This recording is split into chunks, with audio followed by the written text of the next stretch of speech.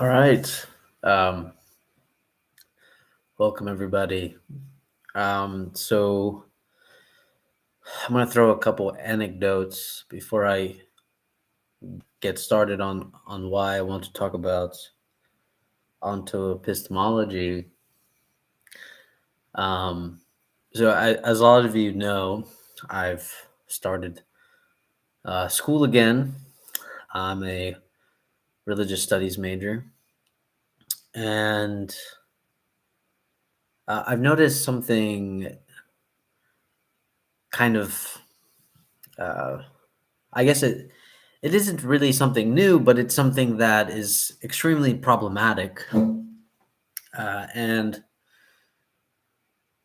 it was something that my one of my friends called it grind culture. That's what they called it. And grind culture is basically that you just keep grinding, right? You keep grinding to where you hope you're going to get somewhere, and you don't. Essentially, um, you basically keep grinding just to maintain your own uh, sustenance, um, whether you agree with that level of sustenance or not. You have to sort of grind to maintain it. Um, but one significant factor that I notice is that the framework of society, at least I could definitely say for America, I don't know for any other country. I'm assuming it's the same or somewhat the same. But essentially, the way it is built is that you have this kind of grind culture that exhausts your being, and then you have the supplements to maintain the functionality of your being to then once again return to grind culture, right? And one of the famous statements that is always said now these days is that we live in an age of anxiety. Um, and I'm back home now, as you can see, picture of Jesus, peep Jesus. You can always tell like I'm in my mom's home because it's got Jesus. uh, Displaying my religious roots. So yeah, then you have these supplements to maintain the functionality of being. Unfortunately, what I am hypothesizing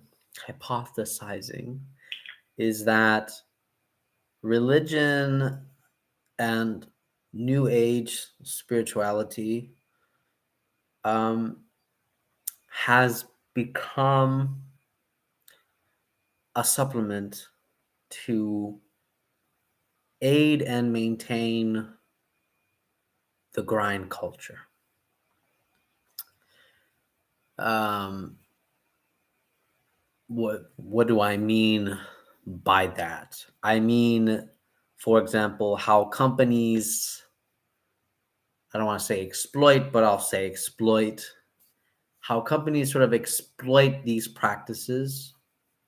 For example, mindfulness, meditation. Now that mindfulness has a sort of secular connotation to it, like it's not attached to a specific religion, even though it has roots in Buddhism.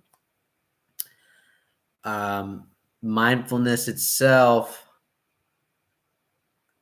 has that detachment away from kind of a more organized religious practice, that it becomes something, sort of a universal tool to maintain the functionality, right? The one I feel like the paradox of our times is there's something deeply ironic about it. I can't, it's so hard to express how ironic and how paradoxical it is, but basically it's the fact that we live in an age of anxiety, correct? Let's just take that as the basic assumption, the underlying ground assumption for our being right now, at least in history. And and then we have all this cultural speaking talking about mental health, right? The sort of advocation for mental health.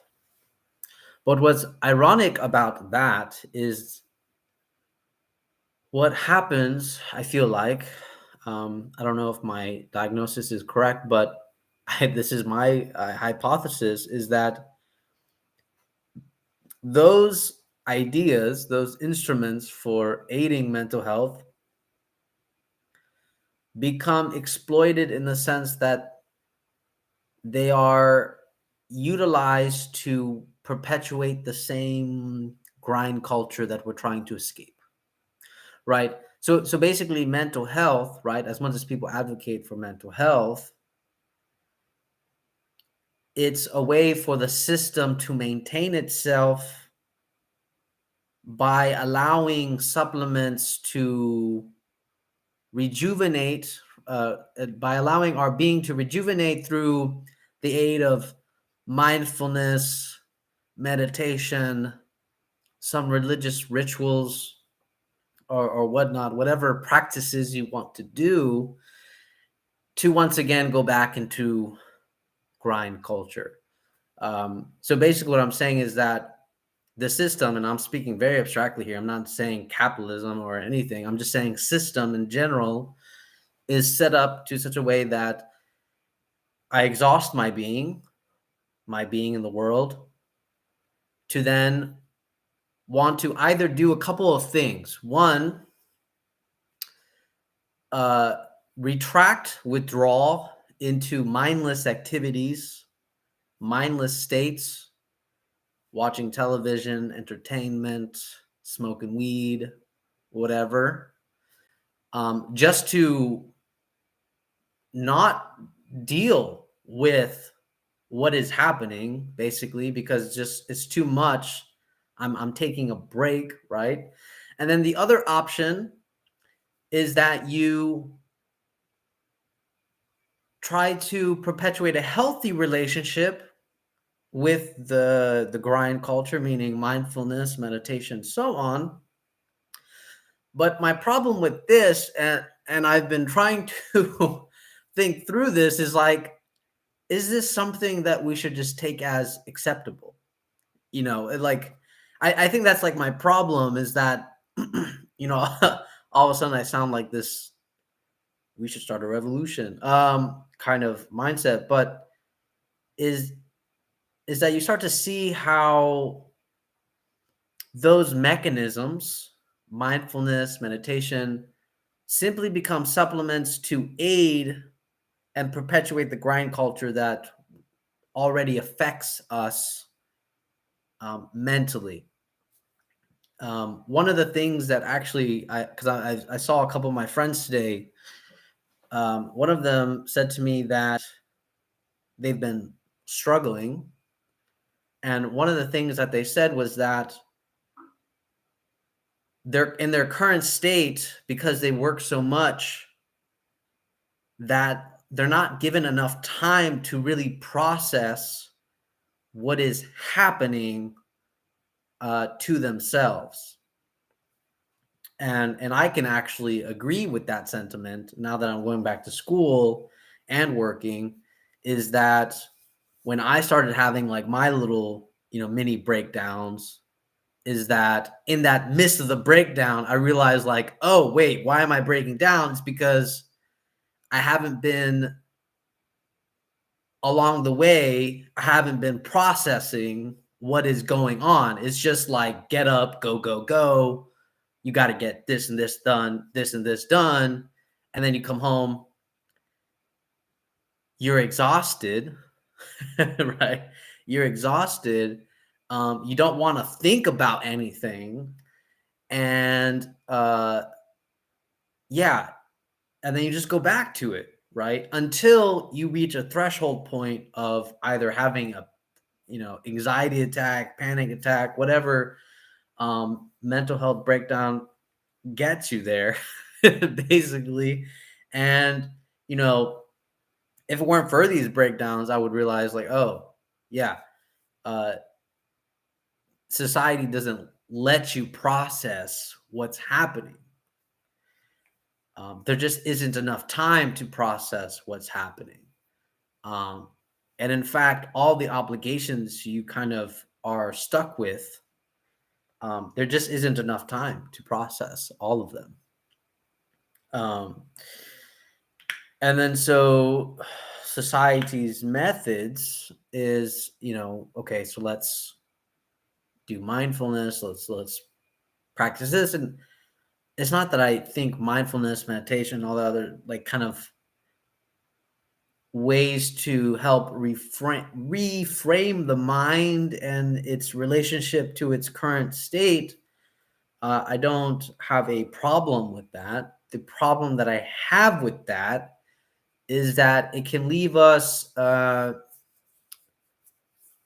satisfied with the status quo about the system, about the grind culture. It can leave us in that way. And of course, I've been, this is a difficult problem to even, think about because one, you know, I'm one person. It's not like you can just change the whole economic system, change the whole way the whole world functions. So then there's a certain part where it's like, okay, so what is the solution here when it comes to this contradiction? Um, so that is some of the things that is difficult to really think about. Uh, because even the idea of reframing, I feel like has a risk to it in that sense. But then there's also, like I said, there's that assumption that you can change it, right? There's that assumption that you can change it.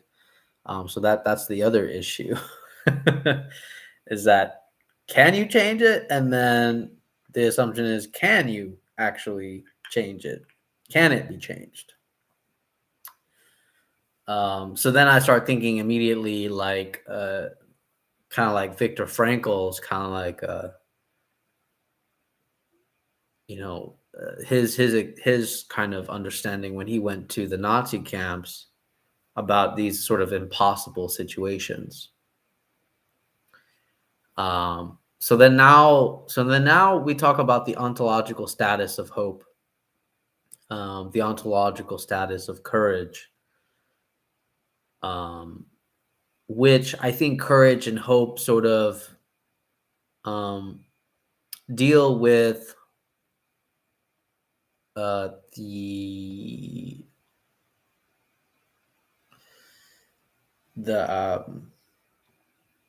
yeah, they help. They're not exactly satisfied with the status quo. Uh, and yeah, so I guess that means for where to start with onto-epistemology, I think, in my opinion, despite the sort of, I don't know how or where we should progress outwards towards, but I think I know where we can begin, which is, I guess, in a very Buber framework, it's to start where we are, meaning if we are in an age of anxiety, we take anxiety as the ontological status quo. And then, then it's like, one, I want to do a couple of things because I think this is really important. like Paul Tillich, I want to start drawing out the history of anxiety.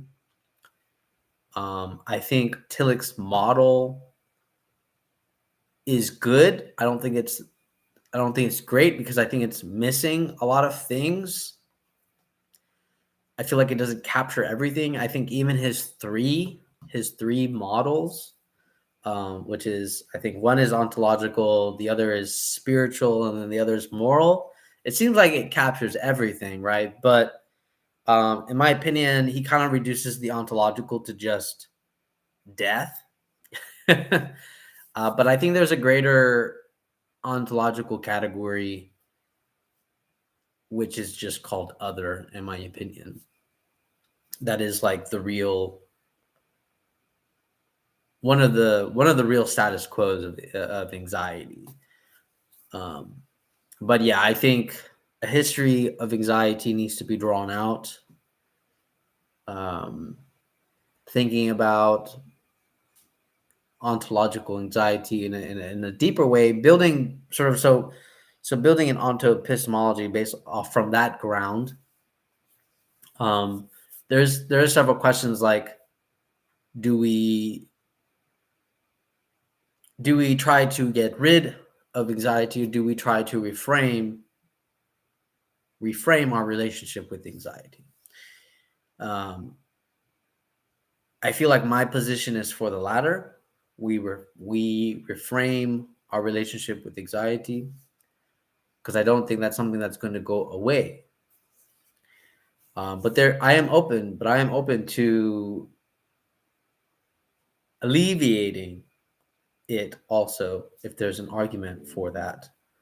But yeah, I'm still like thinking through those two modes of possibility. So that means there's several figures that pop out to me immediately. It's Kierkegaard, because I know he addresses anxiety a lot. Paul Tillich. And then I think with the aid of psychoanalysis as well, like Lacan, Freud. I think Freud talks about anxiety. Right now, those are my main things.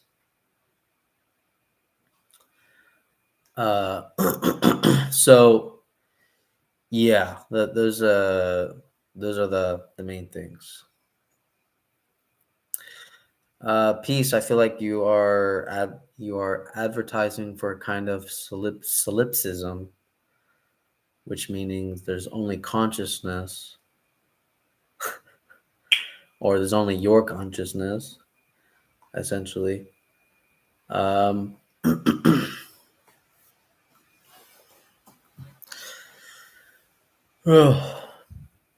yeah, this is the framework that I would be going off of. So building off the history of anxiety, Paul Tillich, I think psychoanalysis. I think these are some good avenues to think through.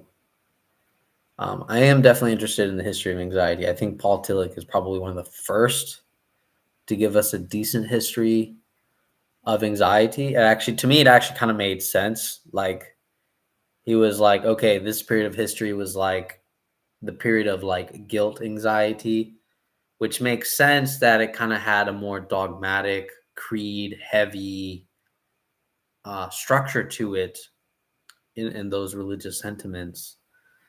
And then, then Tillich kind of predicts that now we kind of fall into a more spiritual threat of meaninglessness, which that has also been a very like common trope in our age, with like the threat of meaning.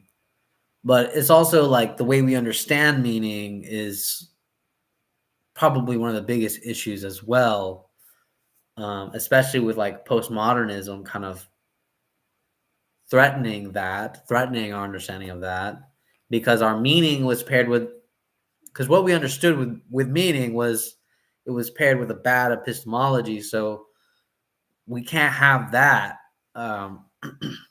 So you could say we kind of threw the baby with the bathwater, um, with meaning because of bad epistemology. But like I've said before, bad epistemology is good. I mean, not good, but postmodernism showed us how bad epistemology is bad, right?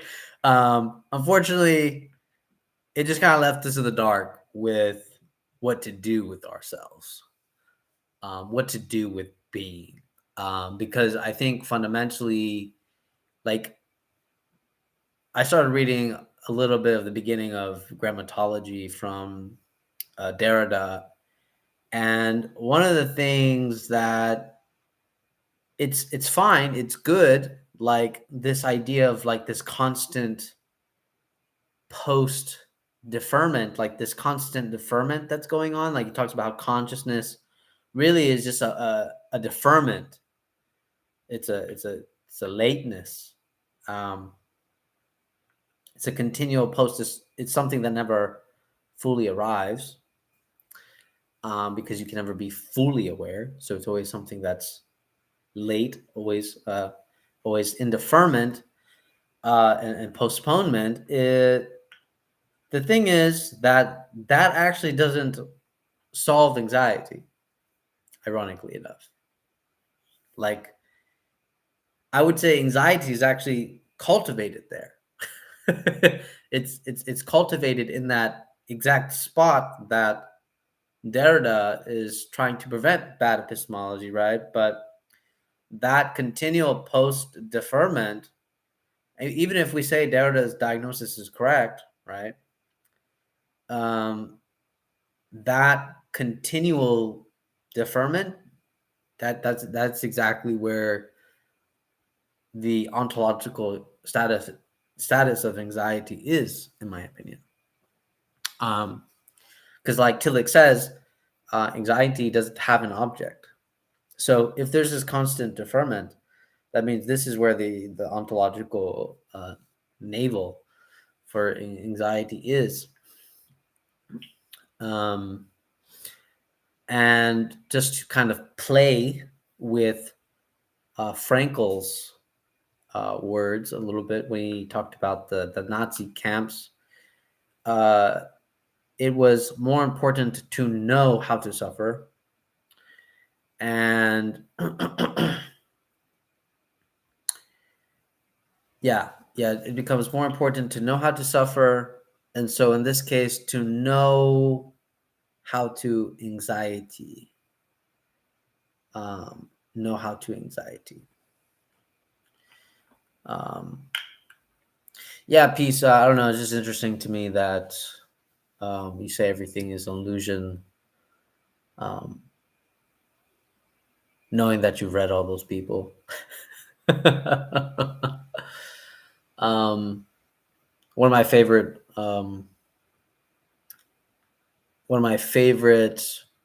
philosophers, Martin Buber, kind of, he's very critical of those reductions, illusion, and so on. If everything is illusion, then illusion is reality, right? There is no distinction between reality and illusion anymore. It's kind of like Baudrillard's notion of contamination. If everything is illusion, then nothing is illusion. If everything is consciousness, then nothing is consciousness. This is Baudrillard's point with contamination. So shout out to Michelle for letting me learn some Baudrillard a little bit.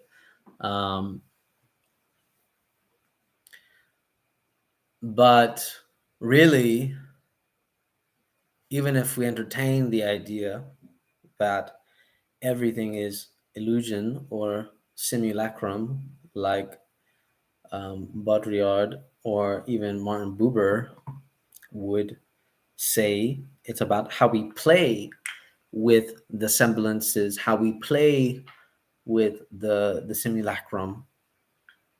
And that is why we need sort of onto-epistemology. In general, that's why we need an onto-epistemology.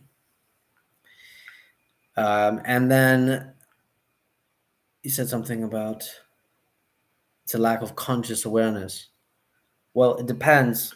Can you have conscious awareness without the other? Without the other, which is the environment and so on, there's kind of an assumption there that you can do a sort of self-willing for conscious awareness.